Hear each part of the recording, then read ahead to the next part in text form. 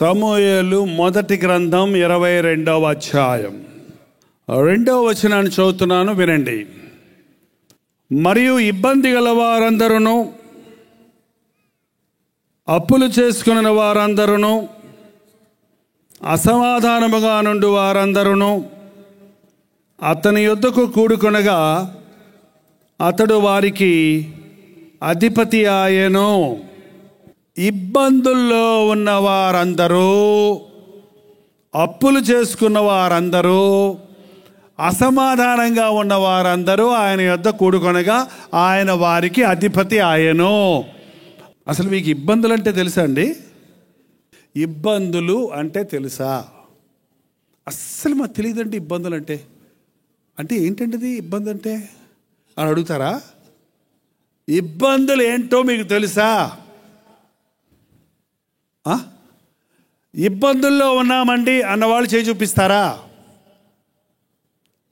ఇది ఇబ్బందుల లోకం అండి. కొందరికి ఇబ్బందులు తలకు మించిపోతాయి, భరించలేని ఇబ్బందులు. అంటే ఏంటి అసలు ఇబ్బంది ఇబ్బంది ఇబ్బంది అంటున్నారు? అసలు ఇబ్బంది ఏంటంటే ఏంటో ఒకటి చెప్పండి చూద్దాం. ఏమి ఇబ్బందులు? ఆర్థిక ఇబ్బందులండి. ఇంకేం ఇబ్బందులు? కుటుంబ సమస్యలండి. ఇంకేంటండి? రోగాలండి. ఇంకేంటండి? నిందలండి, అవమానాలండి, బాధలండి, శ్రమలండి. కొంతమంది చెప్పే ఇబ్బందులు వింటుంటే నా గుండె పగిలిపోద్ది. ఒక్క రకం కాదు. పాపం రాత్రి ఒక సహోదరి ఏడ్చుకుంటూ అడ్డంగా వస్తే మా సహోదరులు ఆమెని కసురుతున్నారు. ఉండు అని ఏంటో ఏడుస్తుంది పాపం. రాణి అయ్యా రాణి అంటే ఆమె గబగబ వచ్చి మోకాళ్ళ మీద పడిపోయి, అయ్యా పోయినసారి మీరు విజయవాడ మీటింగ్కి వచ్చినప్పుడు ప్రార్థన చేశారు, 12 సంవత్సరాల నుంచి నాకు పిల్లలు లేనప్పుడు ప్రార్థన చేస్తే ఇదిగో ఈ పాపనిచ్చాడయ్యా. ఈ 4 సంవత్సరాలు ఈ బిడ్డతో దేవునిలో సంతోషంగా ఉంటే నా భర్త ఈ మధ్య మరొక ఆమెతో వెళ్ళిపోయాడయ్యా, నేను వద్దంట, ఈ బిడ్డ వద్దంట అని ఏడుస్తుంటే, అరే ఒక పక్క సంతోషంగా దేవుడు 12 సంవత్సరాల తర్వాత గర్భఫలం ఇచ్చాడు అన్న సంతోషం, మరో పక్క కట్టుకున్న భర్త అన్యాయం చేశాడనే బాధ. ఏం మనుషులండి! కలిసి కాపురం చేసిన భార్యను నువ్వు నాకు వద్దు అంటే ఏంటి అర్థమేమనుందా? ఏంటి నాకు బోరు కొట్టావు, నువ్వు నాకు వద్దు అంటే ఏమన్నా ఏంటి న్యాయమా? ఏంటండి? నీతో కలిసి జీవించిన భార్యను, ఇన్ని రోజులు నీతో పాటు కష్ట సుఖాలు భరించి, నీకు ఆహారాన్ని సిద్ధపరిచి, నీకు తోడుని, నిన్ను ప్రేమించి నిన్ను ఆదరించేటువంటి భార్యను ఒక అనారోగ్యం వచ్చిందనో, ఒక గర్భఫలం లేదనో, ఒక మా అమ్మ చెప్పినట్టు నువ్వు వినలేదనో, ఇదొక గొడవ. మీ అమ్మ చెప్పినట్టు వినలేదని భార్య వదిలేస్తాడంట. అదేం పని అండి? బైబిల్ ఏం చెప్తుంది? బైబిల్ ఏం చెబుతుంది? పురుషుడు తన తల్లిదండ్రులను విడిచి తన భార్యను హత్తుకొనును. పెండ్లైన వారికి ముందు ఎవరో తెలుసండి? భార్య, భర్త. అంతే. తల్లిదండ్రులను సంతోషపెట్టు నువ్వు వివాహం అయ్యే వరకు, తల్లిదండ్రులకు లోబడి ఉండు నీ వివాహం జరిగే వరకు. వివాహం జరిగిన తర్వాత తల్లిదండ్రులు వదిలేయమని నేను చెప్పటంలా, తల్లిదండ్రులు నిర్లక్ష్య పెట్టమని చెప్పటంలా. రాత్రి ఒక మామగారు వచ్చారు, పాపం వంగిపోయింది, చాలా వణిగిపోతా ఉంది. అలాంటి వాళ్ళతో నాకు ఎక్కువసేపు మాట్లాడాలని ఆశ. పాఠాలు నేర్చుకుంటాను నేను వాళ్ళ దగ్గర. ఏమ్మా నాకు అన్ని బాధలయ్యా. ఏమ్మా పిల్లలు లేరా? పిల్లలు చూడరయ్యా 9 మంది పిల్లలయ్యా. ఎంతమంది? 9 మంది పిల్లల్ని కని పెంచితే ఆ పిల్లలు చూడరంట. ఇంకెందుకు బతుకుతావు నువ్వు, చావరాదా అంటారంట. అయ్యో ఎంత భయంకరం. ఆ చిన్న కూతురు దగ్గర ఉందంట. ఆ చిన్న కూతురు పాపం నడిపించుకొని తీసుకొచ్చింది. పోన్లేమ్మా నీ బిడ్డలే కదా క్షమించంట. నేను ఎప్పుడు వాళ్ళు చల్లగా ఉండాలని అంటానయ్యా అంటుంది. ఆయన ఉన్నాడా అంటే మా ఆయన ఉన్నాడయ్యా, ఆయన బాగానే ఉన్నాడు. మరి నువ్వెందుకమ్మ టొంగిపోయావు? చాకిరీ చేసి వీళ్ళ గుడ్డలకి వీళ్ళకి రుబ్బి భోజనాలు చేసి ఈ బిడ్డలను చూసుకునేటప్పుడు నేను అరిగిపోయానయ్యా. అమ్మ నా కోసం అరిగిపోయిందే. అమ్మకేం కావాలి? ముసలిదైపోయిన అమ్మకి ఏం కావాలి చెప్పండి నాకు. 2-3 నెక్లెస్లు, 5 పట్టు చీరలు అడుగుద్దా ముసలమ్మ? అంత బొవ్వ. ఏంటంటే అమ్మా బాగున్నావా, తిన్నావా అన్న ఒక్క అమ్మా బాగున్నావా అంటానికి ఎన్ని రూపాయలు ఖర్చు అవుతుందండి? మీరు ఎవరు అనక నేను అంటుంటే చాలామంది నన్ను ఎంతో అభిమానిస్తున్నారు. మా అమ్మ కూడా అందండి బాగున్నావా అని. ఏంటండి అడగండి ఈ రోజు నుంచి, అమ్మ బాగున్నావా, నాన్న బాగున్నావా, నాన్న అన్నం తిన్నావా, అమ్మ అన్నం తిన్నావా? ఒకప్పుడు మిమ్మల్ని అడిగింది నాన్న తిన్నాన్నా బాబా తిన్నాన్నా అని చంకనేసుకొని మొదలు తినిపించిన అమ్మ ప్రేమను ఎట్ట మర్చిపోతాడు ఈ మనుషుడు? మనుషుడు కాదాడు. ఏంటంటే ఎంతమంది నీవు దీర్ఘాయుషుమంతుడు ఉన్నట్టు నీ తల్లి నీ తండ్రిని సన్మానించు. ముదిమి వయసు వచ్చినప్పుడు నీ తల్లిని నిర్లక్ష్య పెట్టకో. యేసు ప్రభు ఆ సిలువలో యాతన పడుతున్నప్పుడు కూడా తనకు ఈ లోకరీతిగా జన్మమిచ్చిన తల్లిని మరవలేదండి. అమ్మా ఇదిగో నీ కుమారుడని తన శిష్యునికి తన తల్లిని అప్పగించాడు. జాగ్రత్త. ఈ రోజున చాలామంది జీవితాల్లో ఇబ్బందులు ఎదుర్కొంటున్నారు, బాధల్లో ఉన్నారు.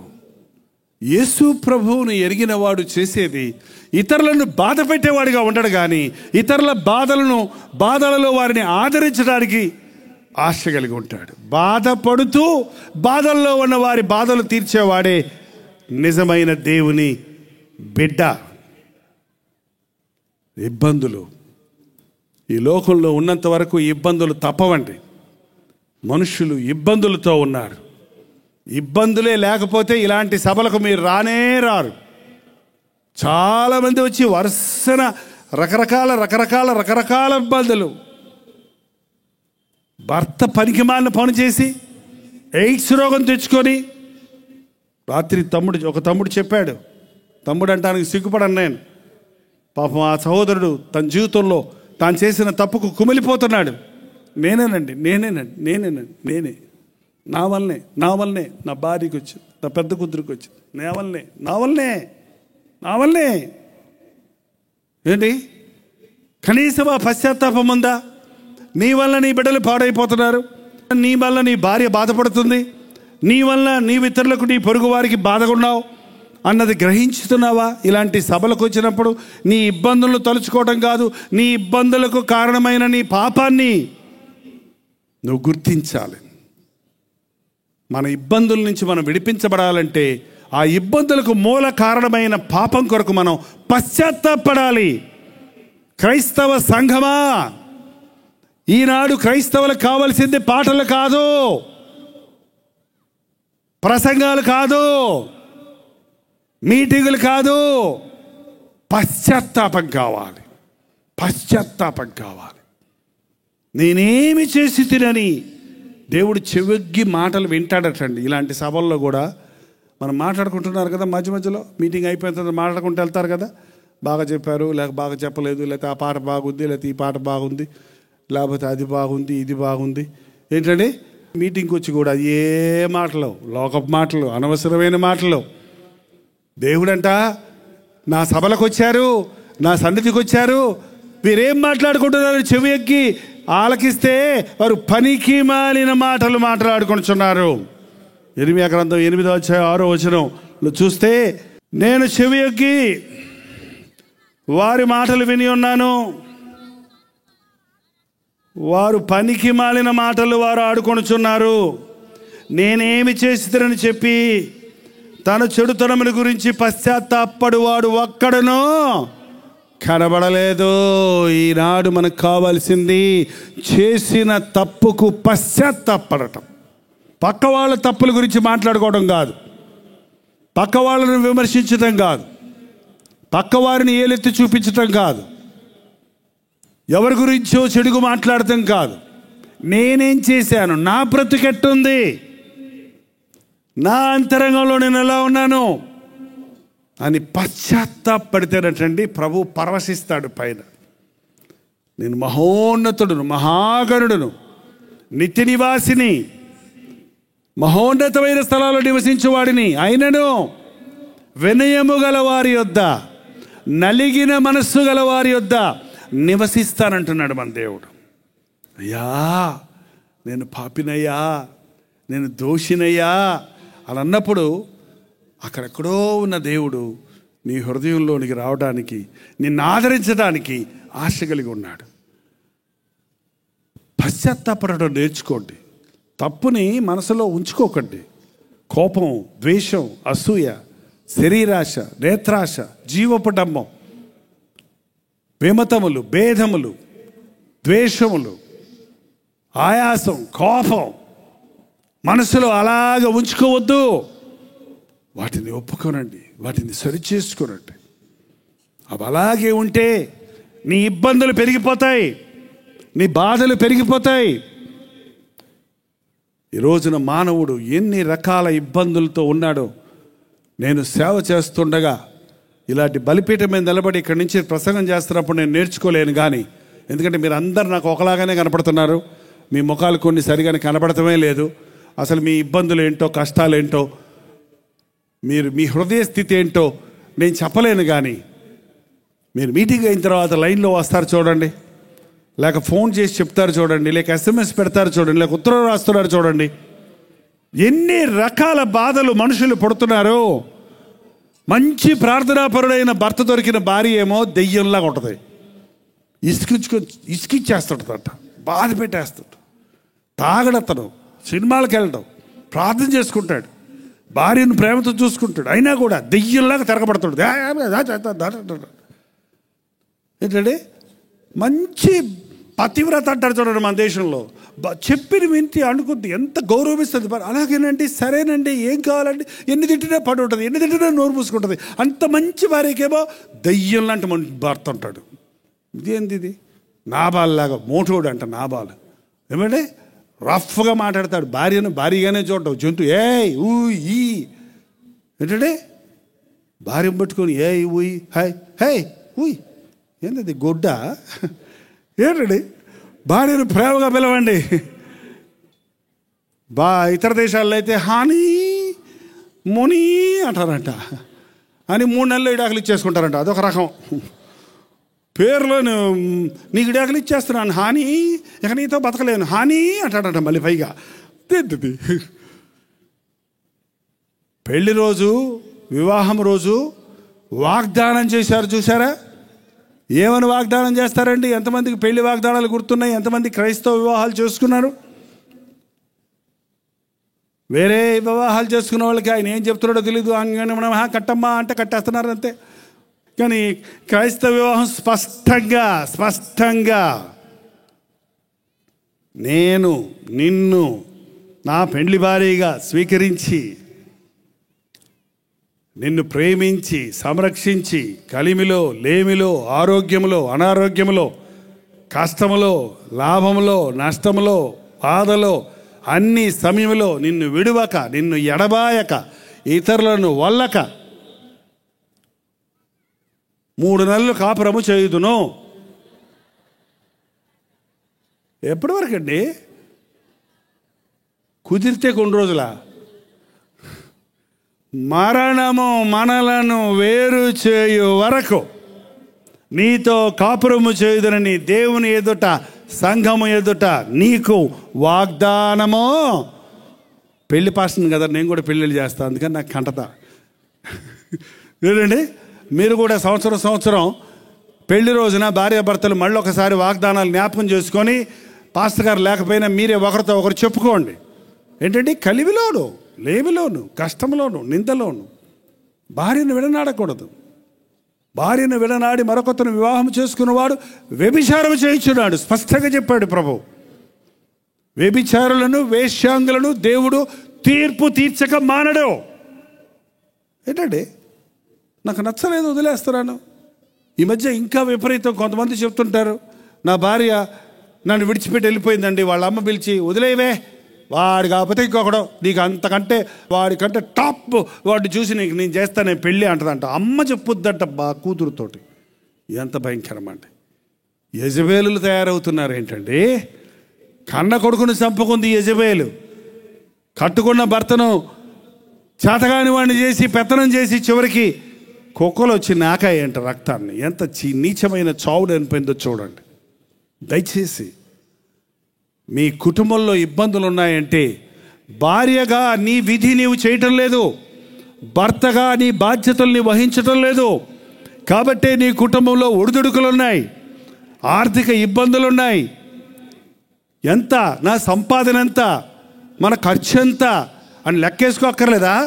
వచ్చిన జీతం అంతా 1వ తారీఖు అవజేస్తే 30 రోజులు అప్పు చేయకపోతే ఏం చేయాలి మరి?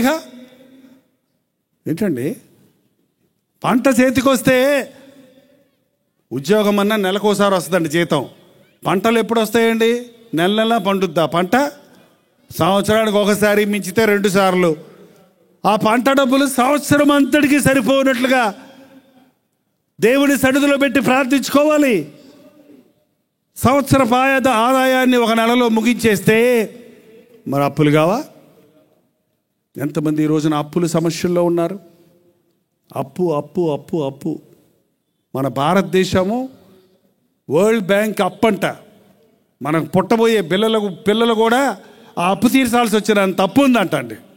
అప్పుల ప్రపంచం ఇది. కానీ యేసుక్రీస్తును నమ్మిన వారు అప్పిచ్చెదరు కానీ అప్పు చేయడు. అప్పు చేయువాడు అప్పిచ్చేవానికి దాసుడు. అప్పు చేయకండి. ఈ రోజున అప్పుల వల్లనే మీకు చాలా ఇబ్బందులు వచ్చాయి. అప్పు చేసిన మూలానే మనశ్శాంతి లేదు. అప్పు చేసిన మూలానే భయం పట్టుకుంది. అబద్ధాలు ఆడుతున్నారు. ఏంటండి అబద్ధాలు మనం ఆడతామే కాదు. ఒకడు అప్పులోడు వచ్చాడంట. అప్పులోడు వచ్చేస్తే వాళ్ళ నాయన గబగబ లోపలికి వెళ్ళి దాక్కొని వాళ్ళ అమ్మాయి చెప్పాడంట, అరే ఆడు వస్తున్నాడమ్మా, వాడు వస్తే డాడీ మా నాన్న ఇంట్లో లేడు అని చెప్పమ్మా అని చెప్పి పిల్లల్ని పంపించాడంట ఆయన. వాడు వచ్చాడు, ఏడి మీ నాయనేడి అంటే మా నాయన ఇంట్లో లేడని చెప్పన్నాడు అని చెప్పిందంట.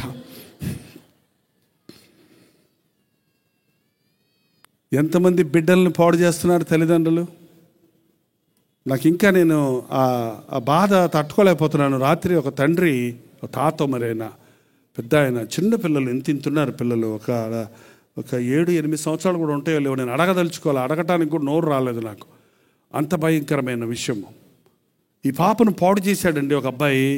అప్పటి నుంచే రక్తస్రావం అయిపోతూ ఉందని చెప్తే నాకు అసలు అర్థం కావట్లేదు. నాకు అసలు ఇంత పశువుల కంటే నీచమైన స్థితికి దిగజారిన వ్యక్తులు ఉంటారా? ఎక్కడైనా సిటీస్లో, పట్టణాల్లో అక్కడక్కడ వింటున్నాం మనం, వెలుగులోకి వస్తున్నాయి. ఏ ఊరంటే ఏదో పల్లెటూరు చెప్పాడు ఆయన. ఆ పల్లెటూరులో కూడా ఇలాంటి నీచమైన కార్యాలా? ఓ చిన్న బిడ్డను చూస్తే చక్కగా దేవుణ్ణి స్తుతించవలసిన బిడ్డలను చూసి యవ్వన కాలంలో చిన్న చిన్న బిడ్డలు కూడా ఇచ్చలతో నిండిపోతున్నారు. ఎందుకు?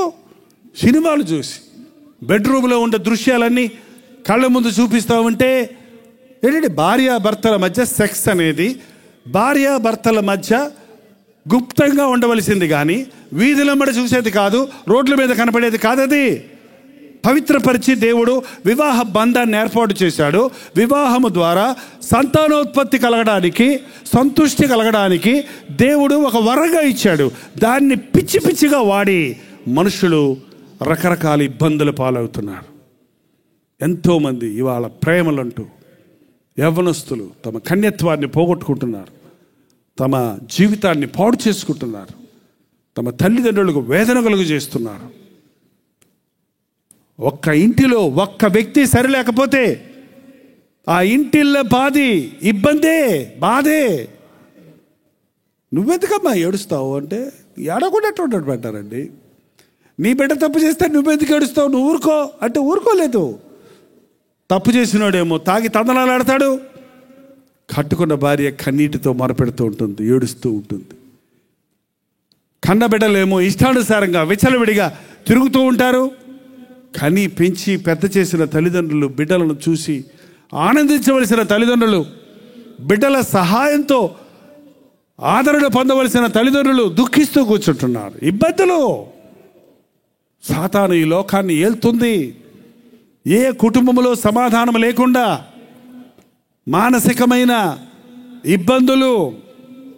నా భార్య చనిపోయింది, నేను మానసికంగా కృంగిపోతున్నాను. నా బిడ్డ చనిపోయాడు, చక్కటి బిడ్డ, అప్పటి నుంచి నాకు తిండి తినబుద్ధి వేయటం లేదు, అన్నం తినబుద్ధి వేయటం లేదు, నిద్రపోవటం లేదు, నేను కూడా చచ్చిపోవాలి.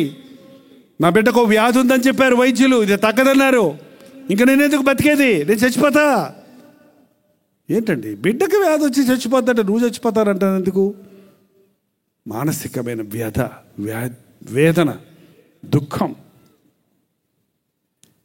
ఎన్ని రకాల ఇబ్బందులు, శారీర సంబంధమైన రోగాలు, ఎన్ని రకాలైన వ్యాధులండి. ఎంతమంది డాక్టర్లు వస్తున్నా, ఎన్ని కొత్త మెడిసిన్స్ కనిపెడుతున్నా, ఎక్కడ చూసినా వైద్యుల దగ్గర కిటకిటలాడుతున్నారు జనం. కారణం రోగాలు. పాస్టర్లు కూడా అందుకే ఎక్కువైపోతున్నారు. రోగాలు స్వస్థపడతాయి రండి అంటే గుంపులు డబుల్ అయిపోతాయి. ఎందుకంటే రోగం లేని మనిషే లేడు. ఏంటి నీ ఇబ్బంది, ఏంటి నీ బాధ?